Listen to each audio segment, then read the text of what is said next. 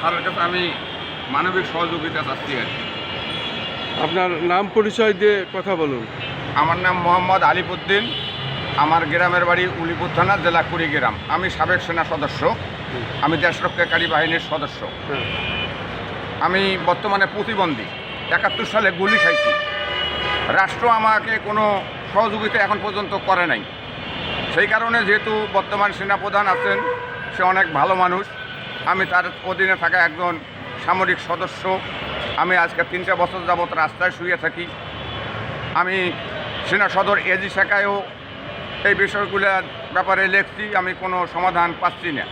তো স্যার যেহেতু ভালো মানুষ, তার কাছে আমি ভরসা রাখি। সে পারলে আমাকে যদি ছোট্টখাটো একটা তার ফান্ড থেকেও যদি আমাকে আর্থিক সহযোগিতা করে, আমি একটা রিক্সা কিনেও হলেও আমার পরিবার পরিচালনা করতে পারবো এবং আমি ঘরে ফিরে যাইতে পারবো। এখন আমি যেহেতু অসহায় রাস্তায় আছি, আপনারা জানেন আমি আজকে 3 বছর যাবৎ রাস্তায় শুয়ে থাকি। আমি আপনাদের ক্যামেরার মাধ্যমে স্যারের কাছে এই বার্তাটা দিতে চাচ্ছি, স্যার যেন আমার পাশের জন্য একটু দাঁড়ায়। যেহেতু আমি সামরিক সদস্য, স্যার আপনাদের মাধ্যমে আমি স্যারকে এই বার্তাটা জানাচ্ছি। আসসালামু আলাইকুম। ওয়ালাইকুম আসসালাম। আপনি এই যে লিখেছেন কি, এখানে কি লিখেছেন পড়েন, পড়ে যান। এখানে লেখছি, মাননীয় সেনাপ্রধান মহোদয়ের কাছে মানবিক সাহায্য চাই। আমি দেশরক্ষাকারী বাহিনীর সদস্য, বর্তমানে প্রতিবন্ধী, 71 সালে গুলি খাই। আমার ডাইন পায়ে গুলির দাগ এখন পর্যন্ত আছে।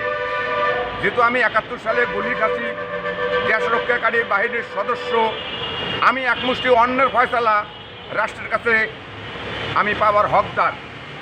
যেহেতু আমাদের রাষ্ট্র ব্যবস্থা ভালো না, সেহেতু রাষ্ট্র আমাদের পাশে দাঁড়ায় নাই, যেহেতু আমি মাননীয় সেনাবাহিনীর প্রধান মহোদয় স্যার এখন ভালো মানুষ, আমি তার সদস্য, আমার একমুষ্টি অন্যের ফয়সালা তার মাধ্যমে আমি সমাধান চাচ্ছি।